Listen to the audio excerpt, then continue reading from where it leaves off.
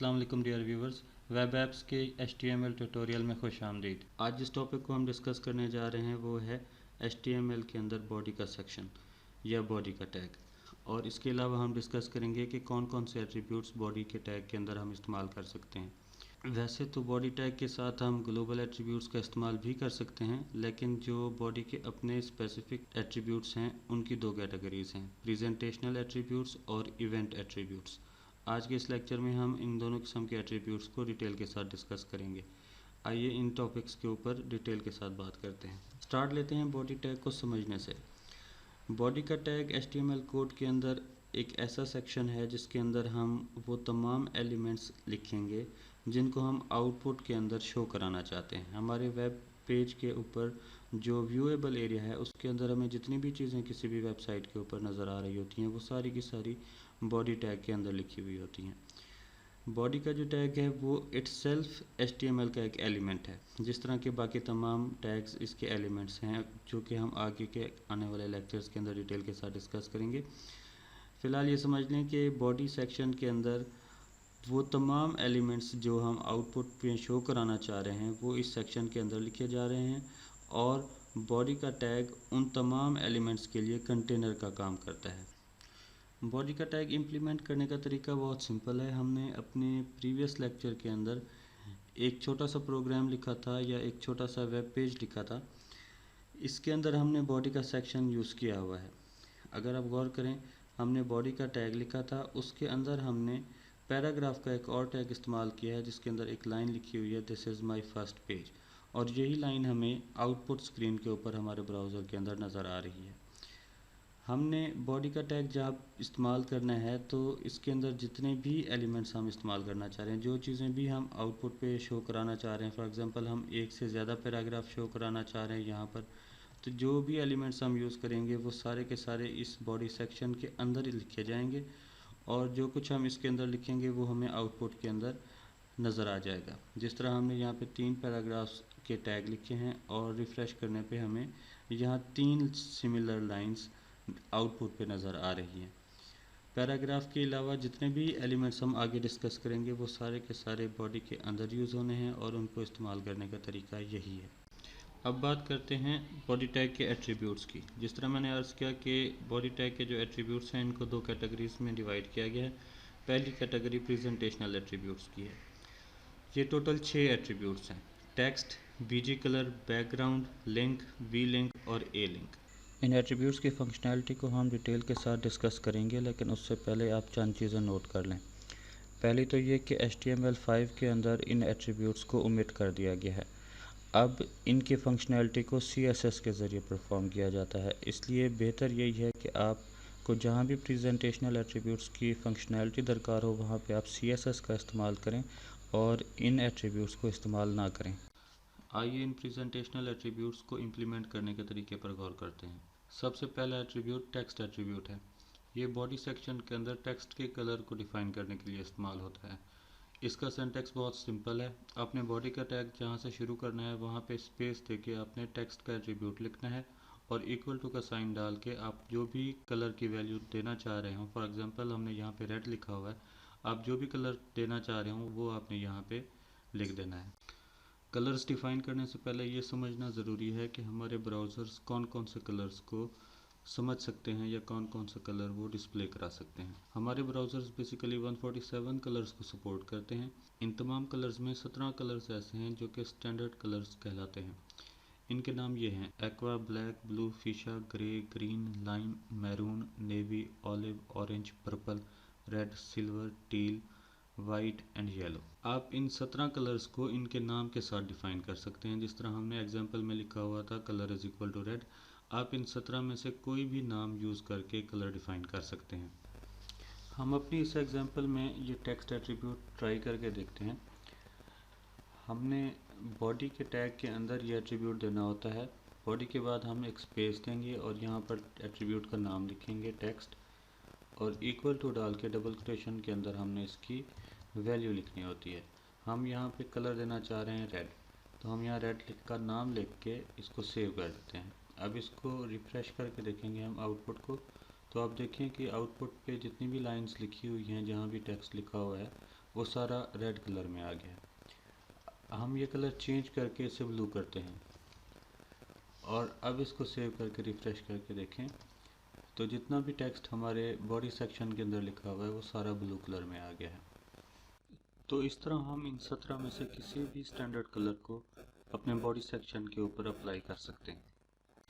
इन 17 के अलावा अगर आप कोई और कलर्स यूज़ करना चाह रहे हैं अपने वेब पेज के ऊपर तो उसको डिफ़ाइन करने के लिए आपने उस कलर की वैल्यू हेक्साडेसिमल में डिफ़ाइन करनी होती है। उसका तरीक़ाकार बहुत सिंपल है। आपने कलर का जहाँ हमने नेम लिखा था वहाँ पर आपने नेम की बजाय हैश का साइन लगाना है, उसके बाद RGB वैल्यू देनी है कलर की। इस नंबर के अंदर या इस कोड के अंदर जो RGB कोड है इसमें पहले दो करैक्टर्स रेड कलर को डिफ़ाइन करते हैं, अगले दो करैक्टर्स ग्रीन कलर के लिए होते हैं और उससे अगले दो करैक्टर्स ब्लू कलर के लिए होते हैं। जिस तरह यहाँ हमने एग्जांपल में लिखा हुआ है 18 रेड कलर को डिफ़ाइन करता है और 22 ग्रीन कलर को, 87 ब्लू कलर को। हम यहाँ पे ये कह रहे हैं कि हम रेड कलर की टोटल वैल्यू 18 यूज़ करना चाह रहे हैं। वैल्यू जो हम यूज़ कर सकते हैं यहाँ पर 18 की जगह पर वो कुछ भी हो सकती है। 0 to 9 हम यूज़ कर सकते हैं या A to F हम यूज़ कर सकते हैं हर करेक्टर की जगह। फॉर एग्ज़ाम्पल पहला करेक्टर 1 है, हम 1 की जगह 0 से 9 तक या A से F तक कोई भी करेक्टर लिख सकते हैं। इसी तरह अगले करेक्टर में भी हम 0 to 9 या A to F कोई भी वैल्यू लिख सकते हैं। हमारे पास यहाँ पर टोटल 6 करेक्टर्स हैं। हम इन 6 में 0 to 9 और A to F कोई भी वैल्यू लिखेंगे तो उसके अगेंस्ट जो भी कम्बिनेशन डिफाइंड होगा वो कलर हमारे स्क्रीन के ऊपर डिस्प्ले हो जाएगा। हम अपनी इस एग्जांपल में कलर का नाम लिखने की बजाय इसका हेक्साडेसिमल कोड लिख के इसको ट्राई करते हैं। हम यहाँ पे हैश 182287 वही कोड लिखते हैं जो हमने स्लाइड के ऊपर लिखा हुआ था। अब इस पेज को रिफ़्रेश करके देखें तो ये कलर थोड़ा सा डार्क हो गया है ये ब्लू लेकिन थोड़ा सा डार्क हो गया है। हमें पता है कि हम यहाँ पे रेड में, ग्रीन में और ब्लू में सब में 00 से लेके FF तक कोई भी वैल्यू लिख सकते हैं। हम यहाँ पे लेट सपोज इसको FF2287 लिख के रिफ़्रेश करें तो हमारे पास ये पिंकिश टाइप एक कलर आ गया है। अगर हम इसको टेस्ट करना चाहें कि ये रेड ठीक दे रहा है या नहीं तो FF को उसी तरह रहने देते हैं और आगे ग्रीन और ब्लू के लिए हम 0000 लिख देते हैं कि हम ये कलर बिल्कुल यूज़ ही नहीं करना चाह रहे। अब रिफ़्रेश करके देखें हमारा आउटपुट रेड कलर में आ गया है। हम इन कलर्स का कंट्रास्ट कोई भी बना सकते हैं इन तीन कलर्स को आपस में मिक्स करके। हम यहाँ पे लेट सपोज इसकी वैल्यू 1C और ब्लू की वैल्यू हम यहाँ पे कर देते हैं BC। अब इसको टेस्ट करके देखते हैं तो ये देखिए हमारे पास कलर चेंज हो गया है।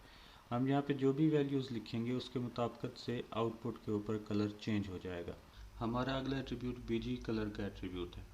ये एट्रीब्यूट बॉडी का बैकग्राउंड कलर डिफ़ाइन करने के लिए इस्तेमाल होता है। इसको यूज़ करने का तरीक़ाकार भी बिल्कुल उसी तरह है जिस तरह हमने टेक्स्ट का कलर यूज़ किया था। हमने बॉडी के अंदर BG कलर का एट्रीब्यूट लिखना है और इक्वल टू डाल के डबल कोटेशन के अंदर हमने कलर का नाम या उसका जो हेक्साडेसिमल कोड है वो लिख देना है। इससे होगा ये कि हमारे बैकग्राउंड के ऊपर वो कलर डिफ़ाइन हो जाएगा जो कि हमने यहाँ पे BG कलर के आगे लिखा हुआ है। BG कलर की इम्प्लीमेंटेशन भी बिल्कुल टेक्स्ट की तरह ही है। हम यहाँ पे टेक्स्ट को मिटाए बगैर एक और एट्रीब्यूट ऐड करते हैं BG कलर का और इक्वल टू डाल के इसकी वैल्यू भी हम हेक्साडेसिमल में देते हैं CCAE40। ये कोई भी रैंडम कलर हमने सेलेक्ट कर लिया है। यहाँ पे आपने ये चीज़ नोट की होगी कि हम हेक्साडेसिमल कोड को स्मॉल लेटर्स में भी लिख सकते हैं और कैपिटल लेटर्स में भी लिख सकते हैं। इसको हम रिफ़्रेश करके देखते हैं कि इससे क्या होता है। अब ये देखें कि पेज का जो वाइट एरिया था वो सारा का सारा अब कलरफुल हो गया है। जो भी कोड या जो भी रंग का नाम हम यहाँ पे लिखेंगे वो हमारे बैकग्राउंड पे अप्लाई हो जाएगा। लेट्स सपोज यहाँ पर हम इसका कलर ग्रीन लिखते हैं और अब इसको रिफ़्रेश करके देखते हैं तो ये देखें बैकग्राउंड ग्रीन कलर में आ गया है। आप BG कलर के आगे जो भी कलर कोड या कलर नेम लिखेंगे वो बॉडी का बैकग्राउंड कलर डिफ़ाइन हो जाएगा। अगर हम बैकग्राउंड पे एक कलर की बजाय कोई इमेज डिफ़ाइन करना चाह रहे हों तो हम उसके लिए बैकग्राउंड का एट्रीब्यूट इस्तेमाल करते हैं।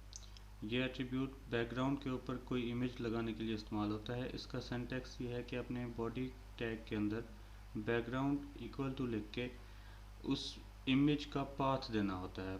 जहाँ पे हम कलर का नाम लिखा करते थे, यहाँ पे हमने इसकी वैल्यू में उस इमेज का पाथ देना होता है। यहाँ एग्जांपल में आपके सामने bg.jpg लिखा हुआ है। अगर उसी फोल्डर के अंदर फाइल पड़ी हुई है जहाँ पे आपने ये वेब पेज सेव किया है तो जस्ट फाइल का नाम लिख दें। अगर कोई डिफरेंट फोल्डर है तो आपने उसका कंप्लीट पाथ यहाँ पे लिखना होता है। उससे होगा ये कि वो इमेज आपके बैकग्राउंड के ऊपर अप्लाई हो जाएगी। इस्तेमाल का तरीका बहुत सिंपल है। आपने एट्रीब्यूट लिखना है बैकग्राउंड इक्वल टू डाल के आपने फाइल का पाथ देना होता है। आपने बताना होता है कि जो फाइल आप इस पेज के बैकग्राउंड पे लगाना चाहते हैं वो पड़ी कहाँ हुई है। हमारे पास यहाँ एग्जांपल में जहाँ पे हमारा ये फर्स्ट पेज पड़ा हुआ है ट्रेनिंग के अंदर, वहीं पे हमारे पास यहाँ पर दो फाइल्स पड़ी हुई हैं, bg.png और bg1.png। हम इनमें से किसी एक को यहाँ पे बैकग्राउंड में लगाते हैं। लेट्स सपोज हम लगाएं bg.png। इसको सेव करें। अब इसको रिफ्रेश करके देखें तो आपको बहुत थोड़ी सी साइड पे ये इमेज नज़र आ रहा होगा। उसकी वजह यह है कि ये बहुत बड़ा इमेज है। हम यहाँ पर इसको bg1.png लगा के अब रिफ़्रेश करते हैं। अब ये देखें, चूँकि इसका साइज़ छोटा था तो उसने इस इमेज को बैकग्राउंड पे लगा के उसको रिपीट किया है। जहाँ जहाँ बैकग्राउंड है वहाँ पे उसने इस पिक्चर को फिक्स कर दिया है रिपीट कर करके। और हमें बैकग्राउंड पे हमने जो कलर अप्लाई किया हुआ था पीजी कलर के ज़रिए ग्रीन, वो हमें उसने दिखाना बंद कर दिया है क्योंकि फ्रंट पे अब पिक्चर आ गई है। इसके बाद अगले एट्रीब्यूट्स हमारे पास लिंक से रिलेटेड हैं। ये टोटल 3 एट्रीब्यूट्स हैं और ये तीनों लिंक का कलर डिफाइन करने के लिए इस्तेमाल होते हैं। पहला एट्रीब्यूट लिंक का है, उसके बाद वी लिंक और ए लिंक है। लिंक के अंदर हम जो कलर हम अपने वेब पेज के ऊपर डिफाइन करना चाह रहे हो लिंक का, वो लिख देते हैं। हमने जिस तरह यहाँ एग्जांपल में लिखा हुआ है link is equal to #87CEEB। तो जहाँ जहाँ हम लिंक यूज़ करेंगे अपने वेब पेज के ऊपर, उसके ऊपर ये कलर अप्लाई हो जाएगा। इसके बाद नेक्स्ट एट्रीब्यूट है वी लिंक का। ये विजिटेड लिंक के लिए आता है। अगर आपने लिंक पे क्लिक किया है और नेक्स्ट पेज पर चले गए हैं, जब आप वापस उस पेज पर आएंगे जहाँ से आपने लिंक क्लिक किया था, तो चूँकि आप उस पेज को विज़िट कर चुके हैं, उसके ऊपर अब ये वी लिंक वाला कलर अप्लाई होगा अगर आपने इसको डिफाइन कर रखा है तो। इसके बाद अगला एट्रीब्यूट एक्टिव लिंक का है या ए लिंक इसको कहते हैं। ये इसलिए इस्तेमाल होता है कि जब आप किसी लिंक के ऊपर क्लिक करेंगे, उस क्लिक के बाद नेक्स्ट पेज पर मूव होने से पहले जितना टाइम दरमियान में गुजरता है, उस वक्त में वो लिंक एक्टिव कहलाता है। आप जब क्लिक कर लेंगे तो इसका कलर चेंज होके वो वाला कलर इसको मिल जाएगा जो आपने ए लिंक के आगे डिफाइन कर रखा है, जब तक कि वो पेज नेक्स्ट पेज पे मूव नहीं कर जाता। तब तक आपको लिंक के ऊपर यही कलर नज़र आएगा। लिंक को टेस्ट करने के लिए इस पेज के ऊपर पहले हम एक लिंक बना लेते हैं। लिंक HTML के अंदर एंकर के टैग से आता है। इसको हम आगे आने वाले लेक्चर्स में डिटेल के साथ पढ़ेंगे। फ़िलहाल आप इसका ब्रीफ ले लें कि एंकर के टैग के अंदर हमने href लिखना होता है और href के आगे हमने इसकी वैल्यू देनी होती है कि हम लिंक पे क्लिक करने के बाद किस पेज पर जाना चाह रहे हैं। हम यहाँ पर page.html लिख देते हैं। ये पेज एग्जिस्ट नहीं करता, लेकिन हमने चूँकि यहाँ पे सिर्फ टेस्ट करना है कि ये लिंक या इसके ऊपर जो हम कलर अप्लाई करने जा रहे हैं वो किस तरह हमें आउटपुट पे नज़र आता है। हमें यहाँ पे एंकर के क्लोजिंग टैग से पहले यहाँ पे कर्सर मूव कर रहा है हमारा, हमने यहाँ पे टेक्स्ट देना होता है। अगर हम ये टेक्स्ट नहीं लिखेंगे तो हमारा लिंक अपीयर नहीं होगा हमारे आउटपुट पेज के ऊपर। अब इस पेज को हम रिफ़्रेश करके देखते हैं तो ये देखें लिंक टेक्स्ट यहाँ पे लिखा आ गया। जब आप इसके ऊपर माउस लेकर जाते हैं तो इसका पॉइंटर चेंज हो जाता है। अब ये क्लिकेबल पेज है, हम इसके ऊपर क्लिक करें तो हमें पेज नॉट फाउंड या फाइल नॉट फाउंड का एरर आएगा क्योंकि ये फाइल एग्जिस्ट नहीं करती। फ़िलहाल हम बैक करते हैं। आप यहाँ पर नोट करें कि जो डिफ़ॉल्ट कलर है इस लिंक का वो ब्लू है। हम जब भी लिंक डिफ़ाइन करेंगे वो ब्लू कलर में आएगा अगर हमने इसको एक्सप्लिसिटली डिफ़ाइन नहीं कर रखा कि लिंक का कलर हमने क्या यूज़ करना है। हम लेट्स सपोज यहाँ पर इसका कलर चेंज करते हैं, बॉडी के अंदर लिंक लिख के इक्वल टू इसका कलर हम कर देते हैं लेट्स सपोज रेड। इसको सेव करके अब रिफ्रेश करके देखें तो ये लिंक का कलर रेड हो गया है। हम यहाँ पे रेड की बजाय कोई भी कोड लिख सकते हैं, हम नाम भी लिख सकते हैं, कोड भी हम लिख सकते हैं। लेट्स सपोज यहाँ पर हम कोड लिखते हैं 1ABC55। अब इसको रिफ्रेश करके देखते हैं तो ये देखें लिंक का कलर हमारे पास ग्रीनिश हो गया है। अब जब इसके ऊपर क्लिक करेंगे तो आपने एक चीज़ नोट की होगी कि क्लिक करने के फ़ौरन बाद चंद मिली सेकेंड्स के लिए इसका कलर रेड हुआ था और उसके बाद ये नेक्स्ट पेज पर आया है। यानी ये लिंक जब एक्टिव होता है तो इसका कलर चेंज हो जाता है, जो कि हम डिस्कस कर चुके हैं ए लिंक और वी लिंक से। लेट्स सपोज हम यहाँ पर लिखते हैं ए लिंक, यानी एक्टिव लिंक का कलर हम करना चाह रहे हैं ग्रीन। ग्रीन करने की बजाय हम यहाँ पे ब्लू कर देते हैं, क्योंकि हमें यहाँ पे रेड नज़र आ रहा था पहले, हम इसको ब्लू करेंगे क्योंकि हमने बैकग्राउंड पे ऑलरेडी ग्रीन कलर दे रखा है तो हमें आउटपुट नज़र नहीं आएगी। अब इसको क्लिक करें तो ये देखें ब्लू कलर नज़र आया, उसके बाद ये नेक्स्ट पेज पे मूव हुआ है। अब हम ये चाह रहे हैं कि हम विजिटेड लिंक का कलर भी चेंज करें, यानी हम ये देखना चाह रहे हैं कि हम पेज के ऊपर जितने लिंक्स मौजूद हैं उनमें से कितनों को विज़िट कर चुके हैं। उसके लिए हम विजिटेड लिंक का कलर चेंज करते हैं, V link is equal to आगे कलर का नाम लिख के हम ये एट्रीब्यूट अप्लाई करते हैं। कलर का नाम हम देंगे यहाँ पे रेड। अब हम इस लिंक के ऊपर रिफ़्रेश करके अगर क्लिक करें तो चूँकि पेज अवेलेबल नहीं है तो उसने तो पेज नॉट फाउंड का एरर दे दिया, लेकिन जब बैक करके हम आएंगे तो यहाँ पर आप देखें कि लिंक का कलर रेड हो गया है। हम इसको चेंज करके येलो करते हैं और अब इसको रिफ़्रेश करके देखते हैं तो ये देखें विजिटेड कलर जो है, विजिटेड लिंक का जो कलर है वो येलो हो गया है। यहाँ पर प्रेजेंटेशनल एट्रीब्यूट्स मुकम्मल होते हैं। इसके बाद नेक्स्ट कैटेगरी है हमारे पास इवेंट एट्रीब्यूट्स की।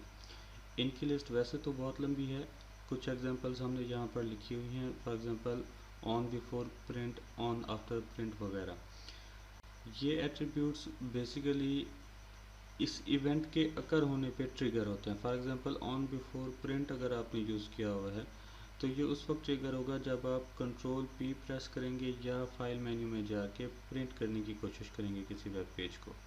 इसी तरह आफ्टर प्रिंट वाला जो इवेंट है ये उस वक्त ट्रिगर होगा या उस वक्त ये कॉल होगा जिस वक्त आपका पेज प्रिंट हो चुका होगा। ये आप स्क्रीन पर जिस तरह देख सकते हैं ये तमाम एट्रीब्यूट्स ऑन से स्टार्ट हो रहे हैं, मतलब ऑन आफ्टर प्रिंट या on before unload, on unload वगैरह। इनमें से हर एट्रीब्यूट किसी न किसी इवेंट के अकर होने पे कॉल होता है। हम तमाम इवेंट एट्रीब्यूट्स को टेस्ट नहीं करेंगे, सिर्फ ये चेक करने के लिए कि इवेंट एट्रीब्यूट्स काम किस तरह करते हैं हम अपनी इस एग्जांपल में ऑन बिफोर प्रिंट को टेस्ट कर लेते हैं। उसके लिए लेट्स सपोज हम यहाँ बॉडी के अंदर लिखते हैं ऑन बिफोर प्रिंट और इक्वल टू डाल के हमने डबल कोटेशन के अंदर वैल्यू देनी है या बताना है अपने ब्राउज़र को कि प्रिंट करने से पहले इसने क्या करना है। लेट्स सपोज यहाँ पर हम एक अलर्ट मैसेज देना चाहते हैं। ये बेसिकली जावास्क्रिप्ट का कोड है। अलर्ट का जो मैसेज है ये स्क्रिप्टिंग लैंग्वेज के ज़रिए हम डिस्प्ले कराते हैं, लेकिन ऑन बिफोर प्रिंट या इस तरह के जितने भी हमारे पास इवेंट एट्रीब्यूट्स हैं उनका मकसद ही जावास्क्रिप्ट को या किसी दूसरी लैंग्वेज जो कि स्क्रिप्टिंग के लिए इस्तेमाल होती है उसको रिप्लेस करना है। तो हम यहाँ डायरेक्टली लिख सकते हैं कि on before print is equal to alert और इसके अंदर हमने अलर्ट की वैल्यू लिखनी होती है। इसको हम सिंगल कोटेशन में इसलिए लिखेंगे क्योंकि ये अलर्ट का पूरा मैसेज ऑलरेडी डबल कोटेशन के अंदर आ रहा है। यहाँ पे हम लिखेंगे सेंडिंग टू प्रिंटर और इसको सेव कर देते हैं। अब हम इस पेज को रिफ़्रेश करके टेस्ट करते हैं। यहाँ पे हम प्रेस करेंगे Ctrl+P तो ये देखिए आपके सामने यहाँ अलर्ट मैसेज आ गया सेंडिंग टू प्रिंटर। जब आप इसको ओके करेंगे तो उसके बाद ये प्रिंट का डायलॉग ओपन होगा, उससे पहले ये ओपन नहीं होगा। इसी तरीके से आप बाकी तमाम इवेंट एट्रीब्यूट्स का इस्तेमाल भी कर सकते हैं। ये जो स्क्रीन के ऊपर आपको नज़र आ रहे हैं ये सारे बॉडी टैग के इवेंट एट्रीब्यूट्स हैं। इन सबको आपने बॉडी टैग के अंदर इस्तेमाल करना होता है।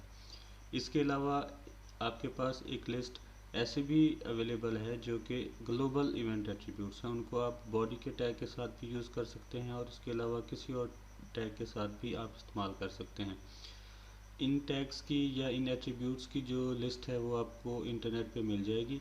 हम इनको वक्तन फ़वक्तन जो आगे आने वाले लेक्चर्स हैं जहां हमें ज़रूरत पड़ेगी वहां पर हम हो सकता है कि उन एट्रीब्यूट्स में से किसी का इस्तेमाल करें। इसके साथ हमारा आज का लेक्चर कंप्लीट होता है। इस लेक्चर के अंदर हमने बॉडी सेक्शन को या बॉडी टैग को डिटेल के साथ डिस्कस किया है और ये भी देखा है कि कौन कौन से एट्रीब्यूट्स हम बॉडी के टैग के साथ इस्तेमाल कर सकते हैं। हमारे चैनल को अगर आपने अभी तक सब्सक्राइब नहीं किया तो काइंडली इसको सब्सक्राइब कर लें और बेल आइकन भी ज़रूर प्रेस कीजिएगा ताकि हमारे आने वाले लेक्चर्स आप तक पहुंचते रहें। शुक्रिया।